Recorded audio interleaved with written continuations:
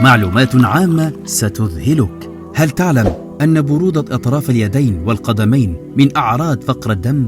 وهل تعلم أن الأشخاص الذين يستيقظون مبكرا وينامون الليل أكثر سعادة وصحة من الذين ينامون النهار ويسهرون الليل؟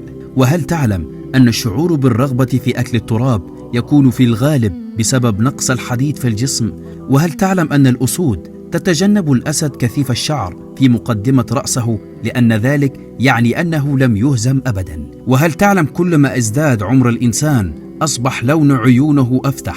وهل تعلم أن ذاكرة الإنسان لا تحتفظ بالوجوه بقدر ما تحتفظ بالمواقف؟ وهل تعلم أن شخصيتك ثباتا طول حياتك ولا تتغير، ما يتغير هي عاداتك وتصرفاتك؟ وهل تعلم أن الواثق بنفسه له ابتسامة مميزة وغالبا تكون مستفزة للبعض، وهناك الكثير من يراه مغرورا عكس ما بداخله تماما؟ وهل تعلم أن الاستحمام بعد الأكل مباشرة مضر، يسبب عسر الهضم لأنه الدم يتدفق للإطراف فيؤدي إلى تقليل الدم المتوجه للمعدة؟ وهل تعلم أن هناك قوة يمتلكها كل واحد فينا، هي قوة التوقعات؟